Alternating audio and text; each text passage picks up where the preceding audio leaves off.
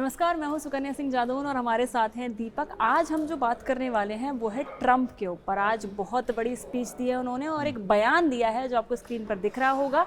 बयान है, ईरान अब दुनिया के लिए खतरा नहीं है। ये भी कहा है कि युद्ध लगभग जीत लिया गया है। क्या कहना है आपका? क्लेम कर दिया है उन्होंने, बोला कि 32वें दिन ही हम युद्ध जीत गए थे, लेकिन आज 34वां दिन है। तो ट्रंप ने अपने बयानों में क्या क्या कहा उनके बारे में थोड़ी सी अपडेट देते हैं हम।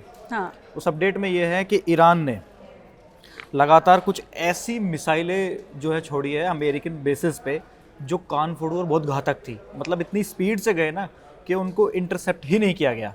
अब उसके बाद थोड़ा थोड़ा हम ट्रंप के बयान के बारे में भी बता दें कि ट्रंप ने क्या कहा। ट्रंप ने बृहस्पतिवार को पूरी दुनिया को संबोधन दिया था और संबोधन में उन्होंने कहा कि ईरान को बड़ा नुकसान पहुंच गया है, उनकी नेवी पर हमारा कब्जा हो गया है और उन्होंने सीधे तौर पर ये कह दिया कि भैया ये युद्ध जो है हम जीत चुके हैं। रिजिम चेंज कर दिया, युद्ध जीत गए हैं। उन्होंने कहा है कि युद्ध जीत लिया है। ईरान की नौसेना, वायुसेना और मिसाइल क्षमता को काफी हद तक नष्ट कर दिया है। परमाणु कार्यक्रम को भी कमजोर कर दिया है। युद्ध कब खत्म होगा इसकी कोई बात नहीं की है, कोई साफ बयान नहीं दिया, पर हाँ ये जरूर कहा है कि अगले 2-3 हफ्ते हमले जारी रहेंगे, पर एक एंड पॉइंट नजर आ जाएगा जहां पूरी दुनिया को पता चल जाएगा कि ईरान जो है अब स्टोन एजेस, एक वर्ड यूज किया उन्होंने कि स्टोन एजेस में जाएगा। जब लोग पत्थरों से आग जलाया करते थे हम वहां ले आएंगे। ये डोनाल्ड ट्रंप का दावा है। इसके साथ ऑब्जेक्टिव्स पूरे होने के करीब है, ये भी कहा है। और ट्रंप ने ये भी दावा किया है कि न्यूक्लियर प्रोग्राम, क्योंकि ईरान न्यूक्लियर प्रोग्राम पे बहुत इसी के ऊपर युद्ध शुरू हुआ था, तो इस बयान को लेकर भी काफ़ी ज़्यादा चर्चा हो रही है। लगातार खबरें बनी हुई है कि न्यूक्लियर प्रोग्राम को उन्होंने कमज़ोर कर दिया। अब कैसे किया है वो शायद आने वाले 2-3 हफ्तों में ये डिस्क्लोज कर देंगे जब पूरा युद्ध एक एंड पर आ जाएगा। देखिए, आपने स्टोन एज की बात की, अब आप थोड़ा फ्लैशबैक में जाइए। 34वां दिन आज, डे 1 से अमेरिका या मैं कहूँ कि ट्रंप क्या कह रहे थे? वो ये कह रहे थे कि ईरान की जनता को मौका मिला है बदलाव का, हमने कट्टरपंथी रिजीम को मार दिया, रिजीम चेंज कर दिया, खामेनेई को मार दिया। अब वो क्या कह रहे हैं कि ईरान वो दौर में चला जाएगा, उस दौर में। तो आप बयानों में फर्क समझिए कि जो टारगेट पहले वहाँ की लीडरशिप थी, लीडरशिप के बाद अब जो बयान आ रहा है उसके क्या मायने निकाले जाए, क्योंकि राजनीति में तो हर बयान के अलग मायने होते हैं ना। तो उन्होंने क्या कहा कि ईरान वहाँ चला जाएगा। ईरान से मतलब उनकी जो पूरी आबादी है उनको आप कहाँ ले जाना चाहते हैं? पूरी दुनिया को क्या संदेश देना चाहते हैं आप? अब दूसरी बात उन्होंने क्या कहा कि 2-3 हफ्ते तक और चलेगा, यानी कि ऑपरेशन एपिक फ्यूरी जो है वो 2-3 हफ्ते और चलेगा, यानी कि ये जो युद्ध है वो लगभग 2 महीने के आसपास जाएगा। ये और बढ़ने वाला है। देखिए, लीडरशिप, उन्होंने ये भी कहा कि हमलों में हमने बड़े नेता मार दिए।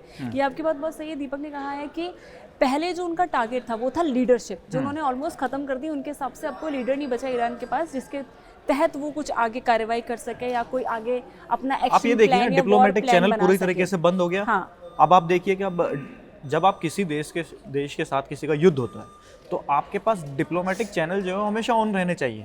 बैकएंड पर जो डिप्लोमेट्स हैं वो काम करने होने चाहिए। लेकिन आपने जब लीडरशिप को, आपके अकॉर्डिंग कि आपने लीडरशिप को ध्वस्त कर दिया, मार दिया, तो आप बात किससे करेंगे वहाँ पर?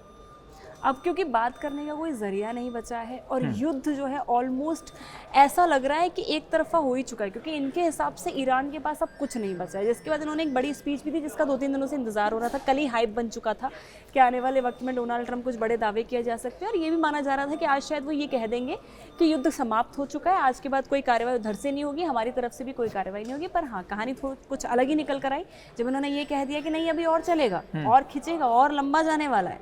अब अगर 2-3 हफ्ते बाद देखिए, डोनाल्ड ट्रंप के जो बयान है लगातार बदलते रहते हैं। हम ये भी नहीं मान सकते कि हाँ ठीक है 2-3 ज्यादा टाइम नहीं लगता बदलने में, सुबह देते हैं शाम को कुछ और हो जाता है। क्या पता थोड़े दिनों बाद स्पीच आए 1 हफ्ते के अंदर और ये कह दे कि नहीं हम और खत्म कर देंगे। आपकी बात में ही डोनाल्ड ट्रंप की बात छुपी हुई है। आपने क्या कहा? आपने कहा कि उन्होंने ये कहा कि ये युद्ध खत्म हो गया, लेकिन फिर वो कह रहे हैं कि एपिक फ्यूरी जो है वो 2-3 हफ्ते और चलेगा। 2-3 हफ्ते का मतलब समझ रहे हैं आप? 2-3 दिन कहते तो समझ में आता कि ठीक है वाइंड अप कर रहे हैं, लेकिन 2-3 हफ्ते बहुत लंबा टाइम होता है। कि डोनाल्ड ट्रंप का मूड है वाइंड अप करने का, because the major reason is Donald Trump कहीं ना कहीं चाहते हैं कि ईरान को नक्शे से ही मिटा दें, क्योंकि जिस तरीके के बयान वो लगातार पहले भी, जब तक युद्ध नहीं हुआ था उससे पहले भी जब वो देते थे और युद्ध होने के बाद जो लगातार बयान देते हैं, 2-3 हफ्ते हम नहीं मान सकते। या फिर हम कहें तो बहुत सारे 21वीं सदी में ऐसा मुश्किल है कि आप किसी देश को अगर खत्म करने की उसने सोच रहे हैं कि नहीं हो सकता।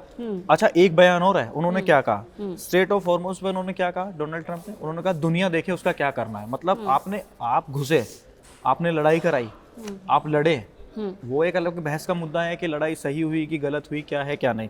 लेकिन उन्होंने क्या कहा कि स्ट्रेट ऑफ हॉर्मुज़ का दुनिया जाने क्या करना है। ट्रंप ने अपने संबोधन के दौरान उन्होंने ये कहा कि हम स्ट्रेट ऑफ हॉर्मोज की ज़रूरत नहीं है। तो अब आप देखिए ना, बयानों की जो बात कर रहे हैं, उन्होंने कहा हमें स्ट्रेट ऑफ हॉर्मोज की ज़रूरत ही नहीं है। तो फिर क्यों बोल रहे थे, फिर क्यों आपने उनकी नेवी को ध्वस्त फिर किया, आपको क्यों फिर इतना, क्यों आपने ये बार बार बोला कि दुनिया को तेल नहीं मिल पा रहा उस रास्ते से? क्योंकि देखिए इससे ना काफ़ी ज़्यादा अनस्टेबिलिटी आई है। वैश्विक स्तर पर भी अगर देखा जाए तो तेल की कीमतें बढ़ गई, बाजार गिर गया, जगह जगह स्टॉक मार्केट, जब कल ये बात हुई थी कि डोनाल्ड ट्रंप स्पीच देंगे, स्टॉक मार्केट अपने आप अपलिफ्ट हो गया। तो देखिए कितना ज़्यादा असर पड़ रहा है। आप ये समझने की कोशिश करिए कि डोनाल्ड ट्रंप ने जो स्टेट ऑफ हॉर्मोज की मैं बात कर रहा था, उसमें उन्होंने क्या कहा कि अब दुनिया जाने कि उसे कैसे खुलवाना है। अभी तो ये है, उसके आगे सुनिए, हमें मिडिल ईस्ट का तेल ही नहीं चाहिए। ये कैसे? आप देखिए, उसके बाद अमेरिका के पास पर्याप्त तेल गैस भंडार है, तो क्या दुनिया ही अमेरिका है उनके या हिसाब अमेरिका से- ही दुनिया है? उनके हिसाब से मुझे लगता है कि Donald Trump is a person who is कि हाँ ठीक है, अगर मैं जो कह देता हूँ यही पत्थर की लकीर है, उनके हिसाब से उन्हें और भी लोगों के बारे में सोचिए, और भी देश हैं इस दुनिया के अंदर, उनके बारे थोड़ा में सा और- आपको मतलब जियो पॉलिटिक्स भी समझनी होगी। और जियो पॉलिटिक्स में आप ये समझिए कि अमेरिका ने, अब सुकन्या एक चीज़ समझने की कोशिश करते हैं, स्ट्रेट ऑफ हॉर्मोज है, वहाँ से यूरोप में भी तेल जाता है, अधिकतर जो तेल है वो यूरोप में जाता है, बाकी जो 20% 30% तो तेल होता है वो इंडिया, पाकिस्तान, चाइना, की सिंगापुर तरफ आ और जाता मतलब जापान तक जाता है। अब उन्होंने ये चीज़ बोल दी, अब अमेरिका किसका पार्ट है? अमेरिका नाटो का पार्ट है। अब नेटो कहाँ पे है, नेटो कंट्रीज कहाँ पर है? यूरोप में है। अब यूरोप की अगर तेल का जो रास्ता है अगर वो बाधित होगा, और उस टाइम पर वो ये कहते हैं कि अमेरिका को तेल की ज़रूरत ही नहीं है, तो आप समझ रहे हैं उन्होंने कितना कंफ्यूज कर दिया लोगों को। इसीलिए आज ब्रिटेन के प्रधानमंत्री को कई देशों के साथ आपातकालीन बैठक बुलानी पड़ी स्टेट ऑफ हॉर्मोज पर। आप समझने की कोशिश अभी करिए कि अमेरिका कर क्या रहा है, चाह क्या रहा है और बोल क्या रहा है।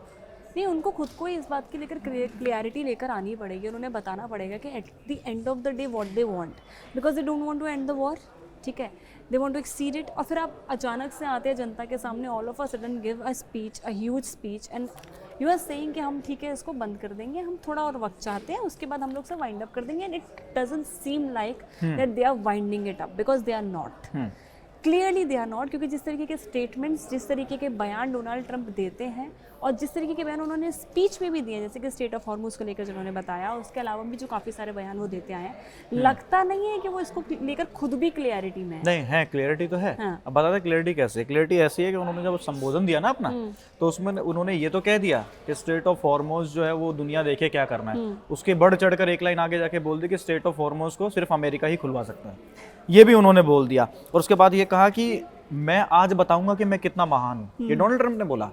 मतलब ये कौन इंसान है जो सामने से अपनी वाहवाही लुटवाता है कि मैं महान हूँ?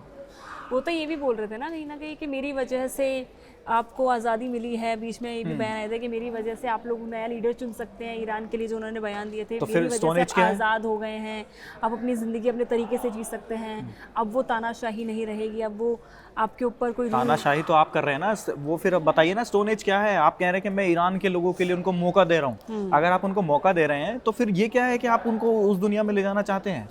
देखिए आपकी लड़ाई एक लीडरशिप के साथ थी, मान सकते हैं, लेकिन आपने पूरी कंट्री को उस तरीके से बोल दिया कि हम स्टोन एज की तरफ ले जाएंगे। क्योंकि देखिए लीडरशिप अगर आपकी ख़त्म हो जाती है तो कोई भी कंट्री, जो भी देश होता है, लीडरशिप हटने के बाद वो एक तरीके से आप मान लीजिए अनाथी हो जाता है। और इस कंट्री के साथ भी यही हो रहा है। और कहीं ना कहीं इस कंट्री पर अब धीरे धीरे प्रेशर बना पा रहा है अमेरिका, जिसका ये नतीजा है कि आज डोनाल्ड ट्रंप इस तरीके के बयान सामने आकर दे रहे हैं। अब देखिए और भी बयान वो लगातार देते रहेंगे। आने वाले 2-3 हफ्तों में क्या कुछ होने वाला है ये तो हालांकि वक्त ही बताएगा। Get to know after a point of time, after 2 to 3 weeks, और मे भी एक हफ्ते बाद एक नया बयान आ जाए।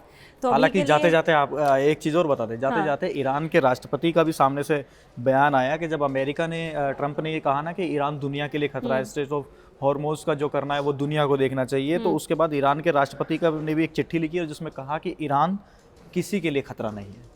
तो अब देख लीजिए ईरान की तरफ से भी आ गया है कि हम खतरा नहीं है। डोनाल्ड ट्रंप अपने बयान दे रहे हैं, और भी स्पीचेस वो लाते रहेंगे। हम लोगों को लगता नहीं है कि वो रुकने वाले हैं यहाँ पर, वो लगातार अटैक करते रहेंगे। जिस हिसाब से वो 2-3 हफ्ते का टाइम ले रहे हैं, 2-3 दिन में लोग वाइंड अप कर सकते हैं, पर no, they really want to extend it. So let's see what happens next. और भी ऐसे तमाम जानकारियाँ हम आपके लिए डिकोड करते रहेंगे, बयान डिकोड करते रहेंगे। जुड़े रहिए अनएडिटेड के साथ।